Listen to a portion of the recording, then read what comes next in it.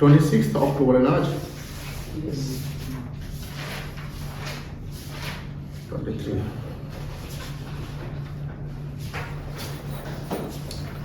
Accounting entries.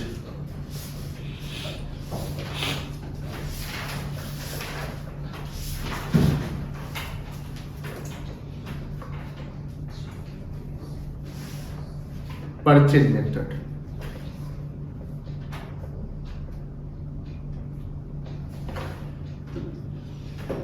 In the books of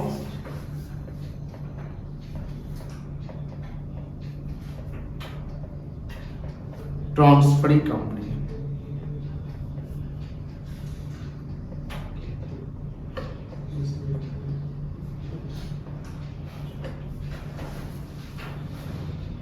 पहले same entry होगा business purchase का,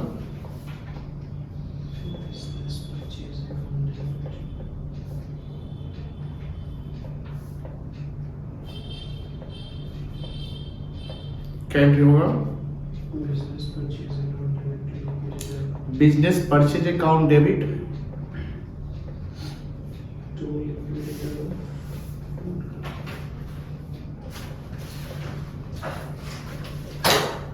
to liquidator of transferred company.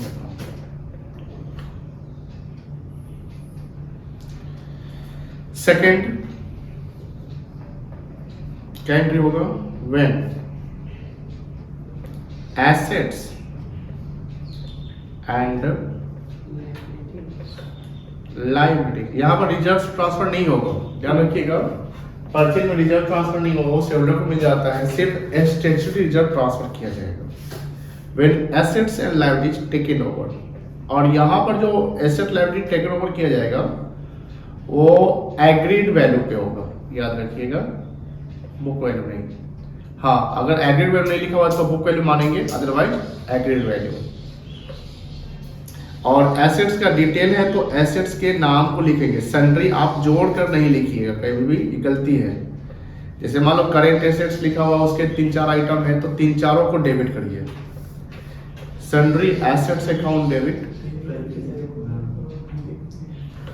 एक line छोड़कर, to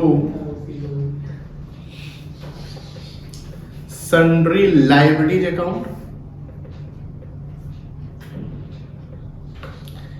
PC यहां पर क्रेडिट हो जाएगा, to business purchase account,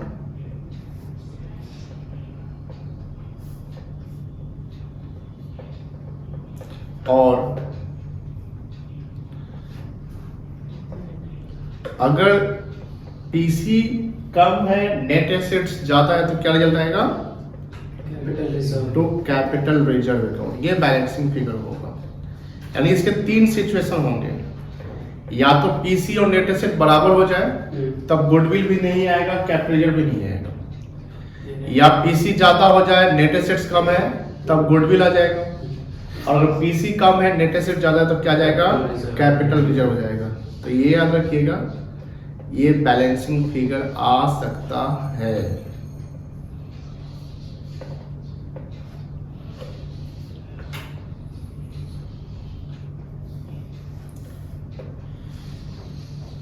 third, अब हमको क्या करना है?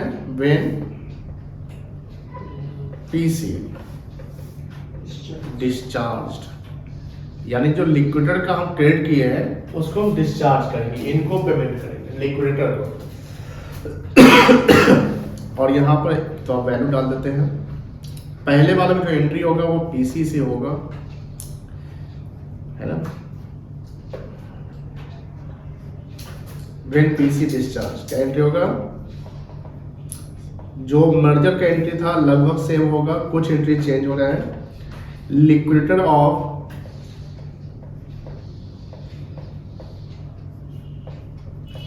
Transfer company account debit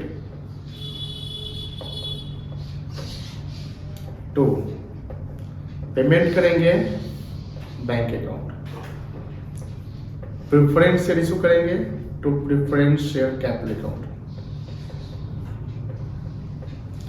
equity share issue करेंगे to equity share capital account.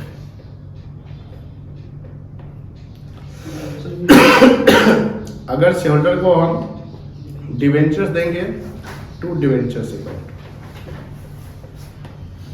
Premium अगर है तो to securities premium account.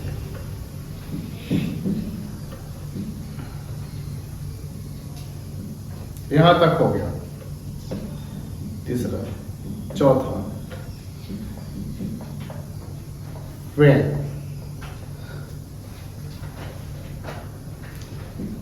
Statutory का डिटेल बताया गया हुआ है।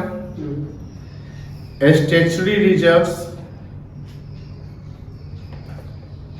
Transfer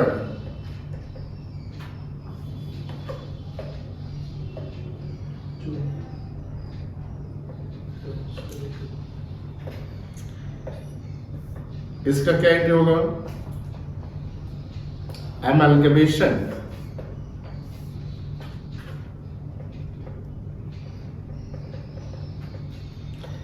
adjustment account debit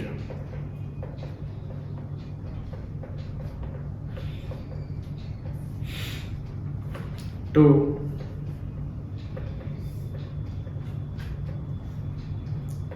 statutory reserve account। इसका नोट समझिए। ये न्यू कंपनी के बुक में हो रहा है तो न्यू कंपनी का बैलेंस शीट बनेगा और उसमें एमलगमेशन एडजस्टमेंट जो है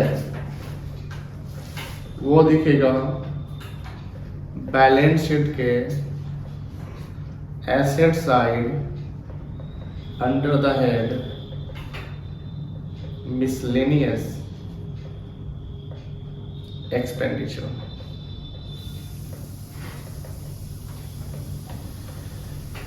और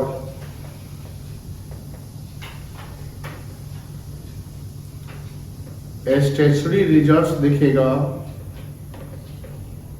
बैलेंस शीट के equity liability side under the head reserve and surplus है।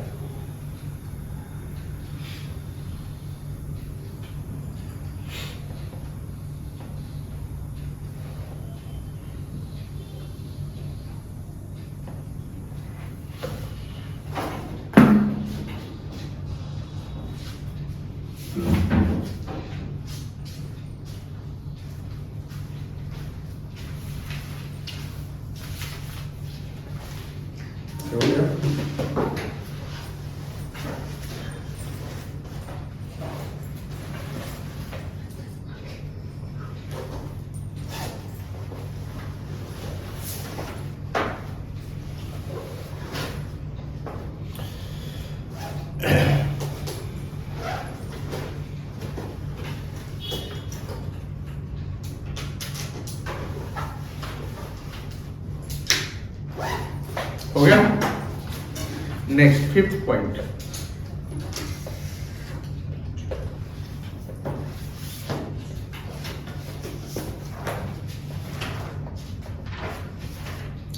when realization expenses of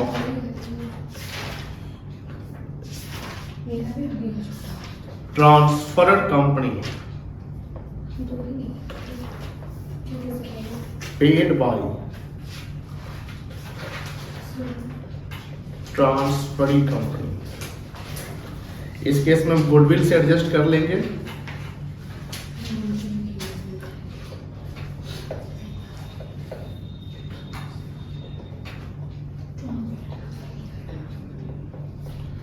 goodwill account debit, पैसा कंपनी का जा रहा है to bank account.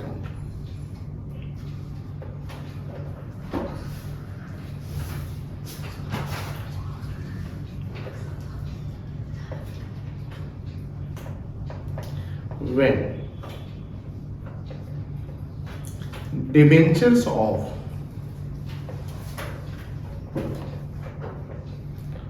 transferred company becomes the debentures of transferring company, क्या एंट्री होगा?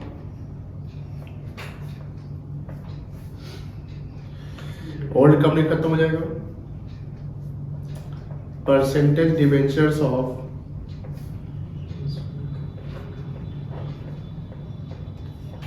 Transferred company account debit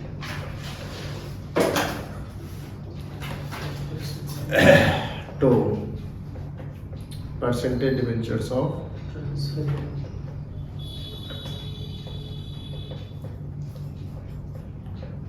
transferring company.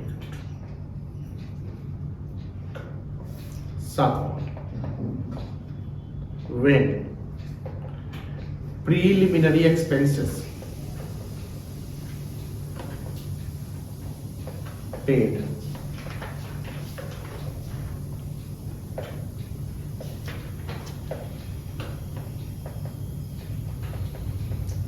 preliminary expense account debit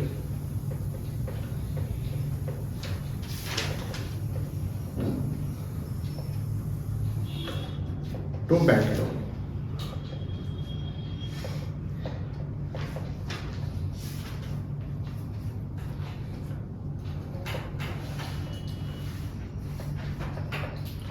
When goodwill written off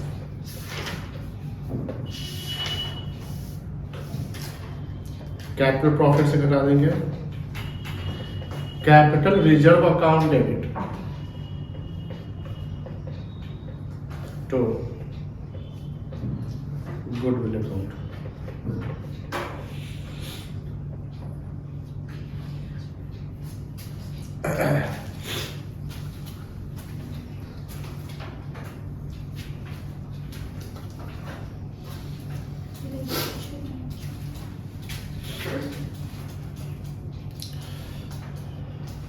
क्या इससे लेकर खुद कर सकते हैं?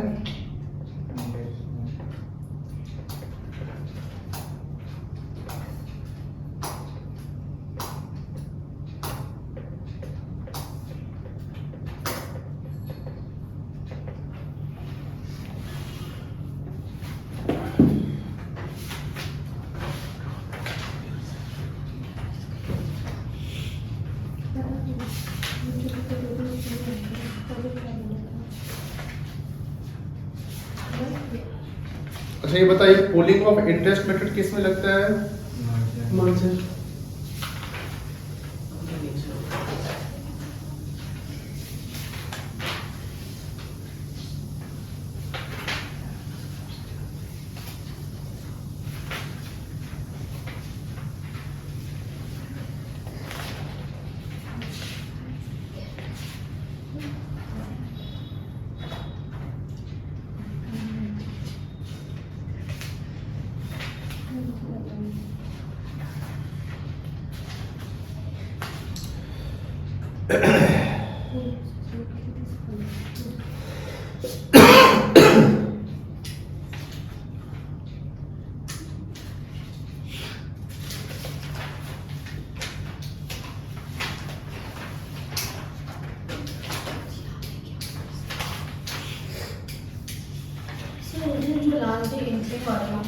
किस दिन?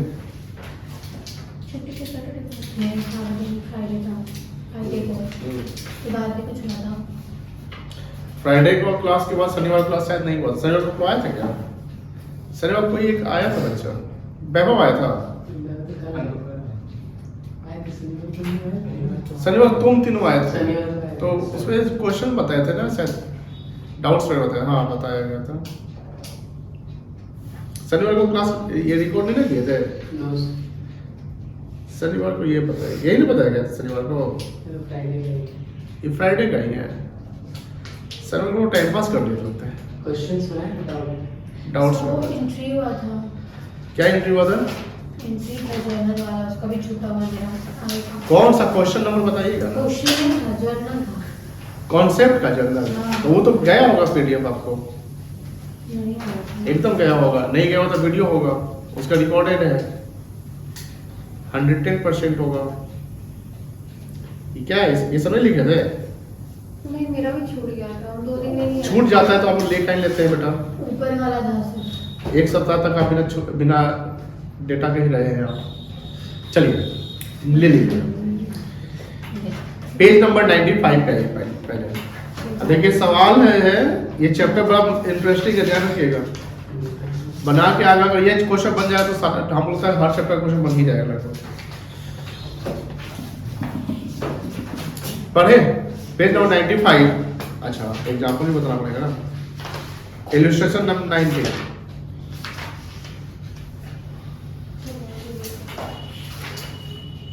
चलिए 2 पेज में क्वेश्चन है, फिर ये पढ़ना पड़ेगा क्या? देख लो,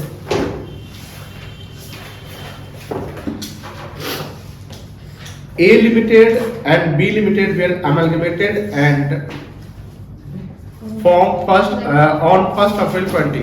A new company C Limited was formed to take over the business of existing company. The balance sheet of A Limited and B Limited on 31st March 20 are given below. देखो यहाँ तक का जो क्वेश्चन पढ़ के लग रहा है कि मर्जर है, बट क्वेश्चन को पूरा पढ़ के ही आप डिसाइड करिए कि मर्जर है कि परचेज है, ठीक है ना।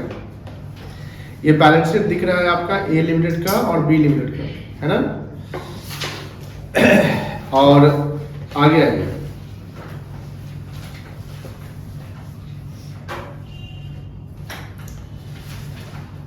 एडिशनल इंफॉर्मेशन देखिए।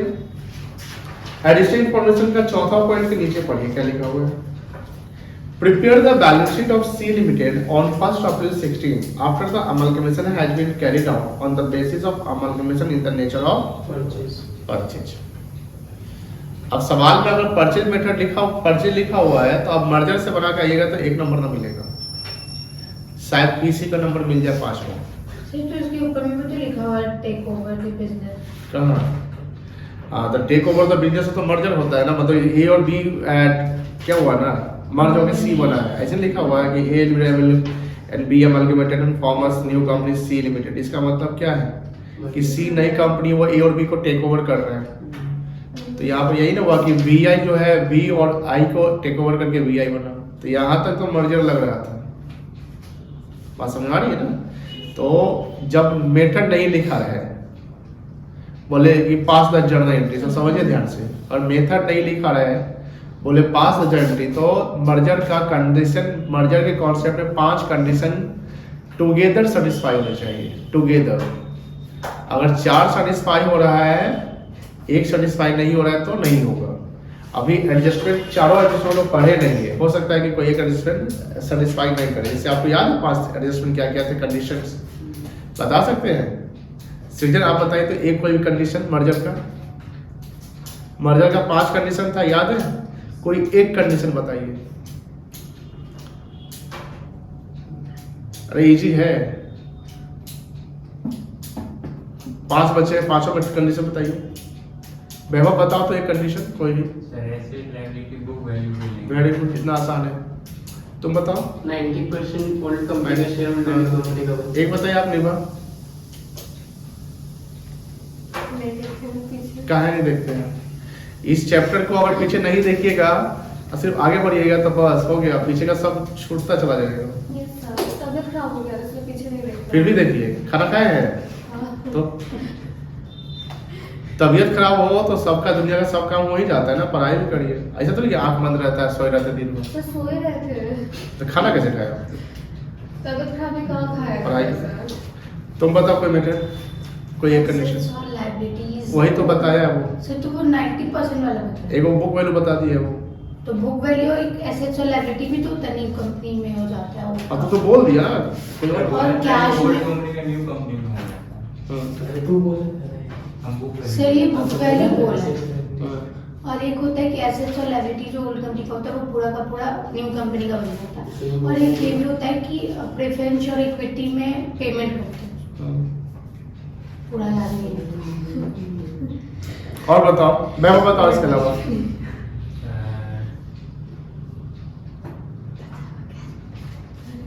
बिजनेस कंटिन्यू रन होना है। और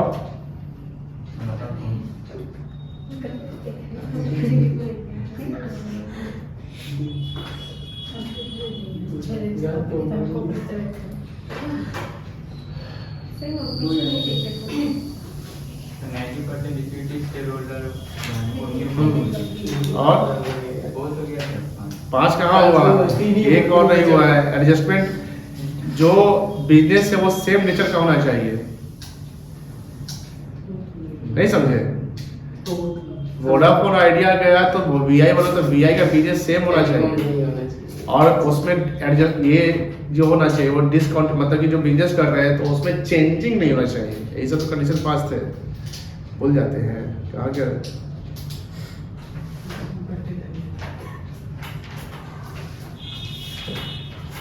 पांच कंडीशन याद रखिएगा बेटा, तो बस इस चैप्टर का काम हम सत्य कर दीजिएगा। कहाँ गया जी? बहुत पढ़ा भी लगता है चैप्टर में।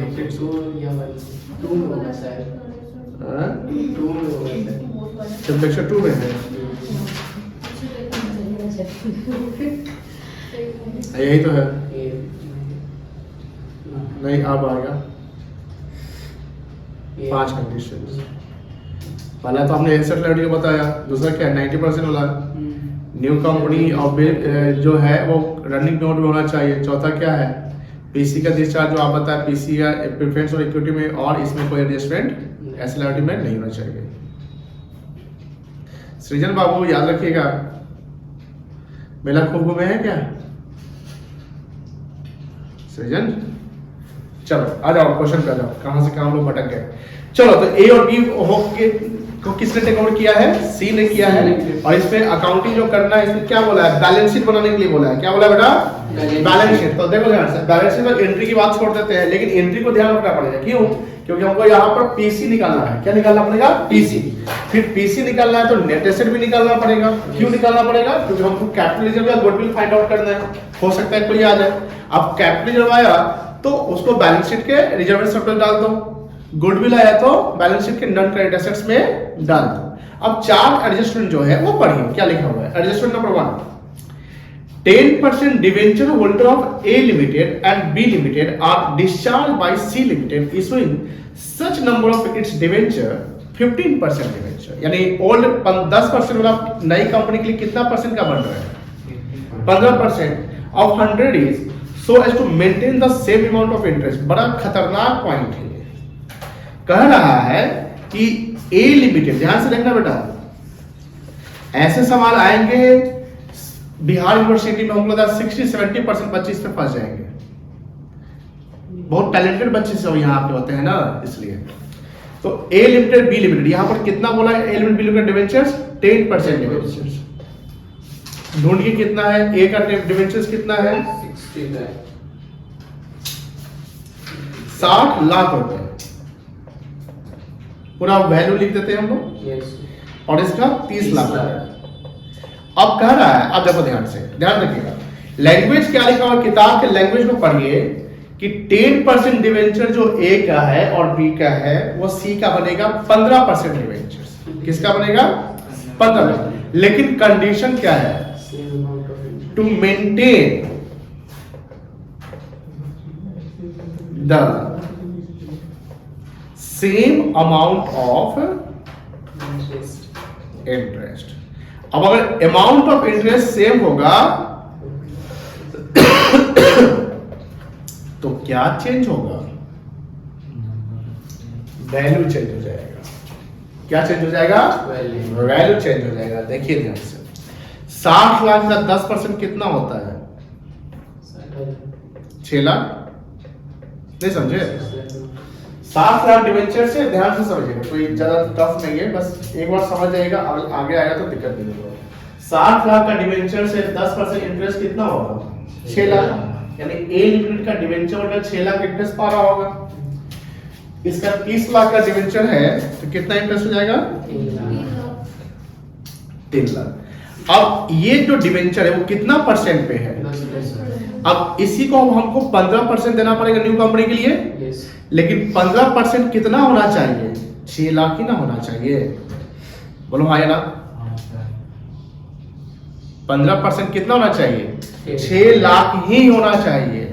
क्या बोला? So as to maintain the same amount of interest. तो अब अगर 10% पे 6 लाख है और 15% पे 6 लाख है, तो ऑब्वियस बात है वैल्यू चेंज हो जाएगा। तो बताइए वैल्यू निकल जाएगा यहाँ पे, कैसे निकलेगा? Interest into 100 divided by rate of interest 15 कितना आ जाएगा?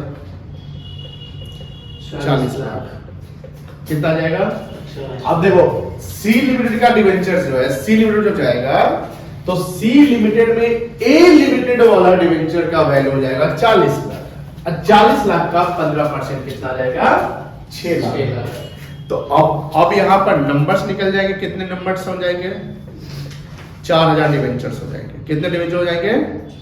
कैसे? क्योंकि सर नहीं गलत बोल देंगे आप, 40 हो जाएंगे, सॉरी 40,000 और गुने 100 कर देंगे तो 40 लाख। इसका कितना आएगा? 3 लाख इंटरेस्ट है इंटू 100 डिवाइडेड बाई कितना आ जाएगा? 20 लाख। कितना आ जाएगा? 20 लाख। अब बताइए सी लिमिटेड का टोटल डिवेंचर कितना आ जाएगा? 40 लाख ए लिमिटेड का प्लस 20 लाख बी लिमिटेड का, टोटल कितना आ गया? 60 लाख। और ये क्या लिखेंगे? 15% डिवेंचर्स। कोई दिक्कत नहीं है? बोलिए हाँ या ना? आंसर में जाइए balance sheet of C limited देखिएगा काइंडली। आंसर में balance sheet of C limited देखिए, उसमें नॉन करंट लायबिलिटी का सेकंड पॉइंट देखिए, 15% डिवेंचर कितना वैल्यू दिया हुआ है? 60 लाख दिया हुआ है। बोलिए हाँ या ना? समझ गए? 60 लाख कैसे आया? समझ गए? चलिए एडजस्टमेंट नंबर 1 हो गया। इसका पीसी से कोई लेना नहीं है, लेकिन इसका पीसी एंट्री में तो ले सकते थे, बट एंट्री यहाँ पर बोला नहीं, हमको बोला बैलेंस शीट बनाइए। तो सीधे बैलेंस शीट में लिखिएगा 15% डिवेंचर 60 लाख रुपया। इसका नोट्स टू अकाउंट बना दीजिए। नोट्स टू अकाउंट बनाइएगा। नोट नंबर जो आएगा, एक आएगा आपका शेयर कैपिटल का आएगा नोट नंबर 1, दूसरा आएगा रिजर्व सरप्लस का नोट नंबर 2, तीसरा आएगा नॉन करंट लायबिलिटी का नोट नंबर 3। तो ये नोट नंबर 3 में आएगा। कहाँ आएगा? ये है वर्किंग। ये नोट नंबर में नोट में ये वर्किंग करेंगे हम। वर्किंग अभी यही कर लेते हैं। वर्किंग या तो पहले करें या बाद में करें, बीच में ना करेंगे। बात समझ आ रही है ना? कि मान लीजिए बैलेंस शीट बना रहे हैं, बैलेंस शीट बना लिए फिर वर्किंग करके फिर नोट्स टू अकाउंट, तो गलत हो गया, नंबर उसमें कट जाएगा क्योंकि प्रेजेंटेशन खराब हो गया। प्रेजेंटेशन सही रखने के लिए क्या करना है कि you have to do working first और last, not in need. Okay, तो वर्किंग या तो पहले करो या वर्किंग बाद में करो। बेटर ये होता है कि वर्किंग पहले कर लेते हैं। क्यों? क्योंकि कितना भी सॉल्यूशन जाएगा थोड़ा सा उसमें कैलकुलेशन एरर आ जाता है। हाँ, जब ज्यादा प्रैक्टिस कर चुके तो आपको पता है कि इतना आंसर ये चला जाएगा, पेयर बन जाएगा, लेकिन आपको पता नहीं कि कहाँ तक आंसर जाएगा। सपोज करते हैं तो वर्किंग के लिए 2 पेज पहले रख लो, 1 पेज रख लो, देख लो कि वर्किंग कितना में जाएगा। तो हम लोग एडजस्टमेंट को पढ़ते हुए वर्किंग करते चले जाएंगे। ठीक है, तो ये आपका वर्किंग था। क्या था? वर्किंग। यानी आप समझ, डिवेंचर का कॉन्सेप्ट क्लियर हो गया, एडजस्टमेंट 1 क्लियर हो गया। सेकंड देखो क्या लिखा हुआ है, preference shareholders of the 2 companies, 2 मतलब वही ए और B, are issued equivalent number. Equivalent number मतलब क्या होता है? बराबर ऑफ 15%। अब देखो ओल्ड कंपनी का प्रेफरेंस कितना वाला है? 12%। अब न्यू कंपनी कितना परसेंट लेगा डिविडेंड? 15%। अब बोलता है equivalent number of its 15% preference share of C limited at a price of 150 per share. Face value कितना है? 100। तो यहां पर प्रेफरेंस शेयर की बात करते हैं 15%, जिसका इशू प्राइस कितना हो गया? 150। इशू प्राइस कितना हो गया? 150 हो गया ना? अब चेक करिए ए लिमिटेड का और बी लिमिटेड का। ए लिमिटेड का प्रेफरेंस शेयर कितना है? 300 लाख, मतलब 3 करोड़। 300 लाख 3 करोड़ है? 3 करोड़। इसका 2 करोड़, इसका 2 करोड़, 2 करोड़। अब देखिए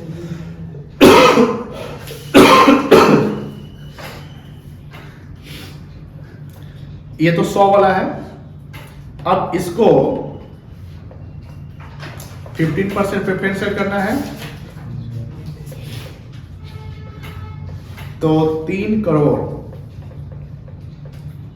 इंटू 100 नंबर आ गया, सॉरी गलत बोल दिया, हाँ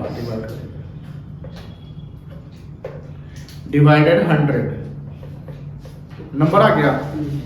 अब इशू पर हम कितना में दे रहे हैं 150 में, तो 150 से क्या करेंगे मल्टीप्लाई, कितना जाएगा 4 करोड़ 50 लाख। इसका देखिए 2 करोड़ इंटू 150 डिवाइड बाई कितना आएगा 3 लाख, 3 करोड़।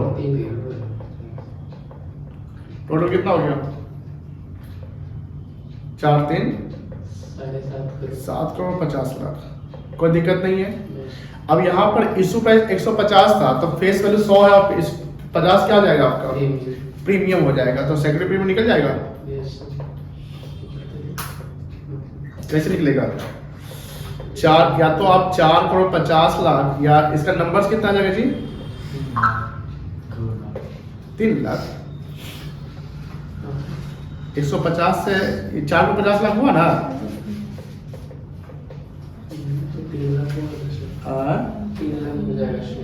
3 लाख हो गया ना, 3 लाख नहीं होगा 30,000 शायद होगा। नहीं 100 है ना फेस वैल्यू 4 करोड़ 50, हाँ 3 लाख सॉरी 3 लाख इंटू 50 कितना जाएगा 1 करोड़ 50 लाख। इसका 2 लाख इंटू 50 कितना जाएगा 1 करोड़। ये क्या आएगा आपका सिक्योरिटी प्रीमियम रिजर्व आ जाएगा। थर्ड पढ़िए C Limited will issue 5 equity share of each equity share of A Limited. A Limited, B Limited. Equity share capital check कर दीजिए कितना है। ए लिमिटेड का इक्विटी शेयर कैपिटल कितना है बेटा 8 करोड़, और इसका 7 करोड़ 50 का। क्या number of share face value कितना है 100 है ना, यस, तो नंबर ऑफ शेयर निकल जाएगा 8 लाख और 7 लाख 50, 8 लाख आ जाएगा, डिवाइड कर लेंगे 100 से, और इसका 7 लाख 50,000। ठीक है। अब बोलता है कि ए लिमिटेड के हर शेयर पे कितना शेयर इशू किया जाएगा 5। तो number of shares to be issued लिखा है सी लिमिटेड विल इशू। अरे वहां से पंखा है भाई बउआ फ्री। अच्छा यहां चला रहे थे क्या, हाँ। C limited will issue 5 equity share of each equity share of A limited. तो ए लिमिटेड का शेयर कितना है 8 लाख इनटू कितना जाएगा 40 लाख शेयर, और इसका 4 equity shares each of B limited. तो इसका 7,50,000 इनटू 30 लाख, तो 40 30 कितना हो गया 70 lakh. The shares are to be issued at 30 per each, 30 each having a face value of 10। आप देखो ध्यान से, इशू प्राइस 30 है, जिसका फेस वैल्यू कितना है 10, तो शेयर कैपिटल में आ जाएगा पैसा 40 लाख गुने 10 4 करोड़, यस, और इसका 3 करोड़ हो जाएगा 30 लाख शेयर्स गुने 10। यहाँ कैलकुलेशन कहाँ कहीं वो जीरो इधर उधर हुआ था बस। तो 4 3 7 करोड़ इक्विटी हो गया, बोलो हाँ या ना 7 करोड़। ठीक है, उसका SPR आ जाएगा 20 रुपया, क्योंकि 10 रुपया फेस वैल्यू और 20 रुपया SPR, 30 रुपया इशू प्राइस। तो 40 लाख गुने 20, 8 करोड़। तो ठीक है ना, जीरो पे ध्यान देना मेरे। 30 लाख गुने 20, 6 करोड़। तो 6 8 कितना हो गया? 14 करोड़। कितना हो गया बुआ? 14 करोड़। अब चेक करो, यहां था आपका 2.5 करोड़ क्या? सही है ना? और यहां कितना है? 14। तो टोटल कितना हो गया? 16 करोड़ 50। आंसर चेक करिए। SPR प्रिफरेंस का A लिमिटेड, B लिमिटेड और टोटल, ये समझिए ध्यान से बेटा। इसका कितना तब होगा? तो इसको इसमें ले आओ तो, लाख में लाओ तो 1500 कितना लाख? 150 होगा, 150 लाख होगा, लाख में कर देते हैं, ठीक है ना? 150 और इसका 100 लाख, कितना हो गया? 250। इक्विटी 800 ये हो जाएगा, 8 करोड़ तो 800 लाख ये होगा, 800 लाख। और ये 800 1400 लाख। तो 950 लाख ए लिमिटेड का, 700 9 7 1650 सी लिमिटेड का। आंसर मिल गया। अब आंसर में एक काम करिए, हम लोग क्या क्या निकाले? डिवेंचर्स कब कंप्लीट हो गया? इक्विटी कितना आया था? 7 करोड़। आंसर करिए, देखिए 700 है। प्रीफरेंस कितना आया? 300 था ना? 500, हाँ 300 प्लस 200 नहीं लिखे थे क्या? ऊपर है ना 500 आ गया, 3 करोड़ प्लस 2 करोड़ 5 करोड़ 500। तो इक्विटी क्लियर हो गया, प्रीफरेंस क्लियर हो गया, SPR क्लियर हो गया आपका, और डिवेंचर्स क्लियर हो गया। 3 एडजस्टमेंट पे, ठीक है ना? चौथा पढ़िए, investment allowance to be maintain portfolio, this is the statutory reserves. अब इसको मेंटेन करना है, तो अब इन्वेस्टमेंट अलाउंस चेक करिए। ए लिमिटेड कितना है? 50, बी का कितना है? 30, 50 30 कितना हो गया? 50 गलत पढ़ लिया क्या? हाँ 50 और 50 कितना हो गया? 100 मिल गया। अब देखो ध्यान से, in the nature of purchase में स्टैट्यूटरी रिजर्व तो ले जाते हैं, लेकिन जो फ्री रिजर्व्स है और कैपिटल रिजर्व्स है वो शेयर होल्डर को मिल जाता है ओल्ड कंपनी का ही। मर्जर रहता तो इधर आ जाता, मर्जर रहता तो क्या आता? न्यू कंपनी में आ जाता, लेकिन यहाँ मर्जर नहीं, क्या मेथड है? परचेज, दैट्स व्हाई हम उसको नहीं ला रहे हैं। अब आइए लाइव, इसके बाद अब यहां पर देखो ध्यान से, यहां पर कितना में एसेट्स ले रहे हैं लिखा हुआ है, तो बुक वाले मान लेंगे। अब पीसी की बात करते हैं, तो पीसी यहां पर कौन सा मेथड अप्लाई होगा? लमसम होगा, इंट्रिंसिक होगा, एक नेट पेमेंट होगा कि नेट एसेट होगा? Net payment, very good. और नेट पेमेंट में किसका किसका लेते हैं? शेयर होल्डर का, प्रेफरेंस और पीसी निकल जाएगा। पीसी बहुत इजी है, क्योंकि ऑलरेडी ऊपर हम लोग निकाल चुके हैं। बताइए पीसी में प्रेफरेंस का कितना था बेटा? प्रेफरेंस का था 450 और 300, यही ना था? पूरा वैल्यू ले रहे थे, कैपिटल ऑफ प्रीमियम को हटा एक साथ कंबाइन कर दिया। इक्विटी कितना था बेटा? 1200 900 8 4 12, कैसे? 4 30 400 में 3 1200 और इसका 900। हमको लगता है तुम लोगों को कंफ्यूज कर देगा ये। तो ये ऐसा करते हैं, पीसी में प्रेफरेंस रख लेते हैं। अब प्रेफरेंस कहाँ? पहले शेयर कैपिटल कहाँ देते हैं? कहाँ था जी प्रेफरेंस का शेयर कैपिटल?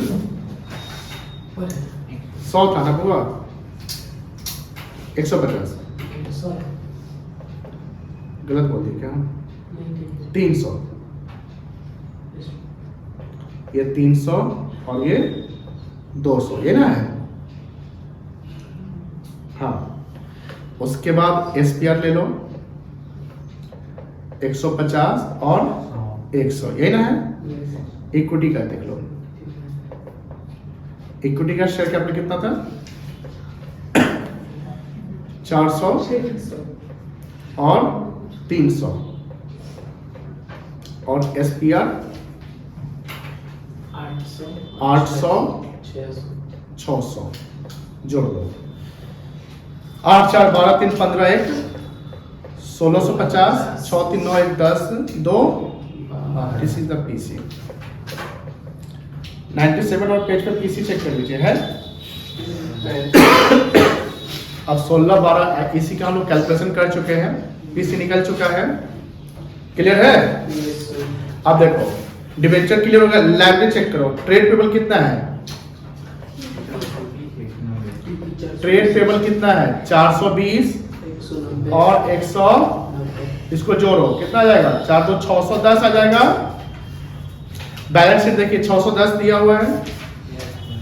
चलिए बैलेंस शीट का इक्विटी लायबिलिटी साइड समझ में आ गया। बैलेंस शीट का इक्विटी लायबिलिटी समझ में आ गया।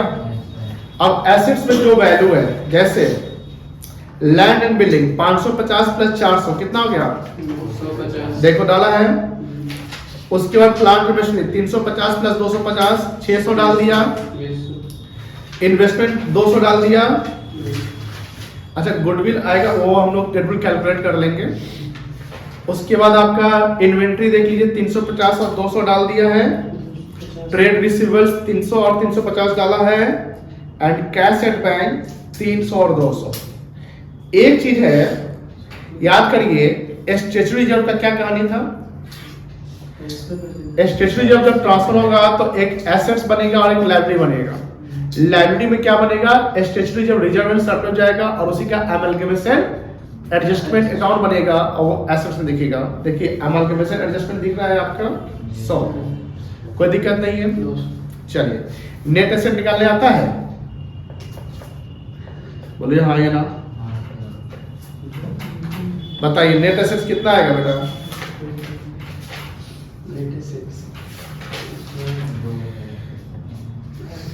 देखो पहले टोटल एसेट ले लो, किसका ए का, और यहाँ 2000 डायरेक्ट डाल दें और उधर 1500 डाल देते हैं। लेस क्या करेंगे लाइब्रेरीज, लाइब्रेरी कितना कितना 420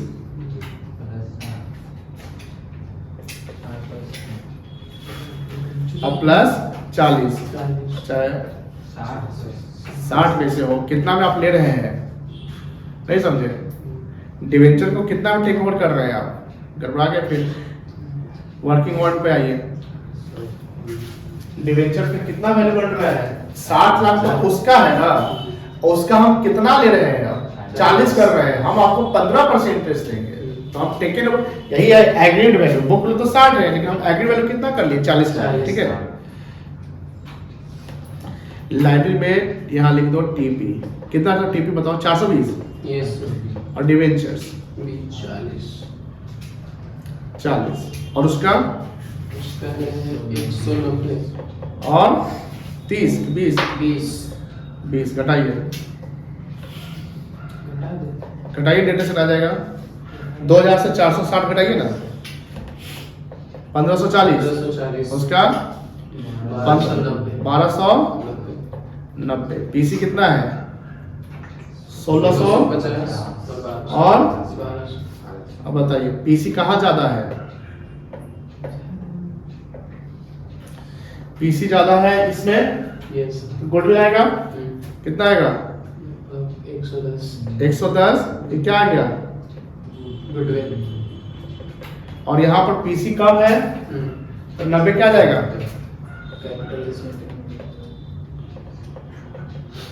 capital reserve.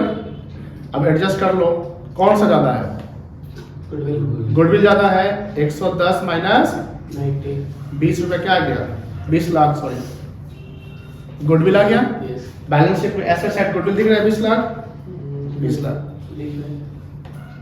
This is the working.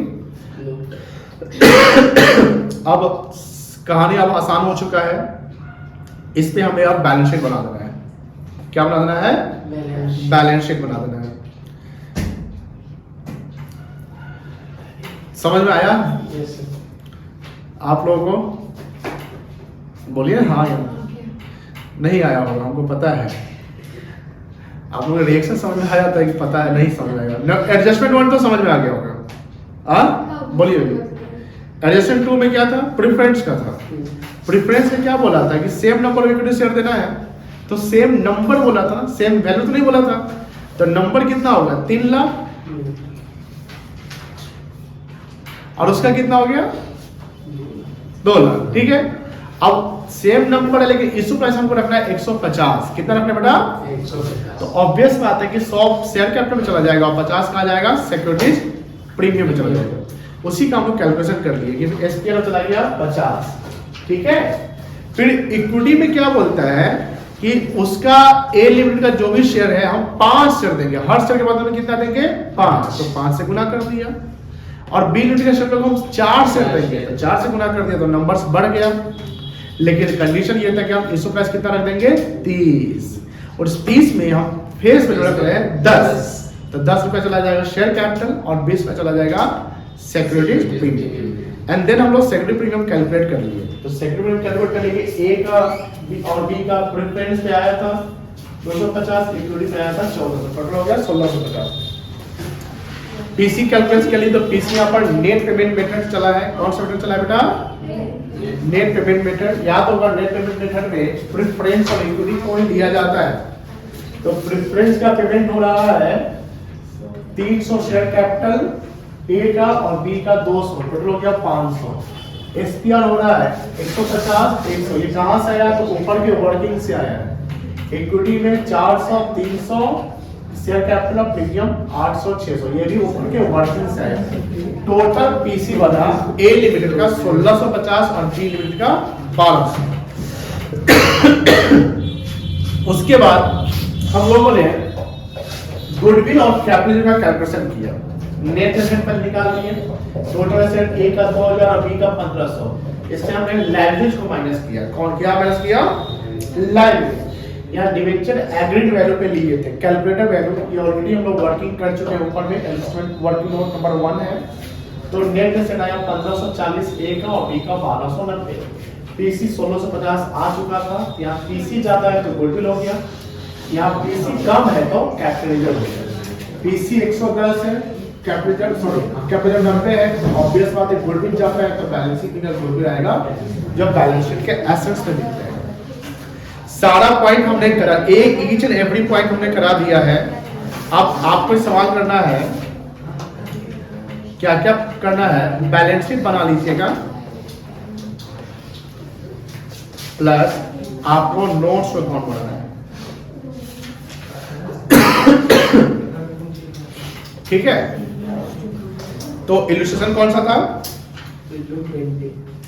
20 illustration बना लीजिएगा।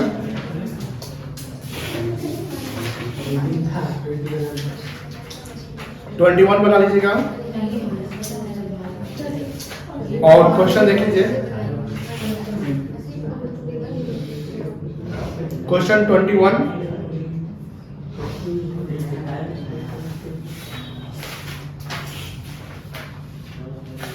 इधर कहां तक बनाया मर्जर में? 7 तक, 6 तक। क्वेश्चन 10 11 12 ये सब बना के लाइए और ऐड कर दें।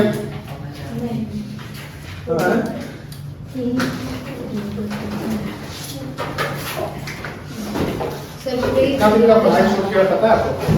क्या सर? कितना दिन पढ़ाई छूटा है नहीं पता है? 5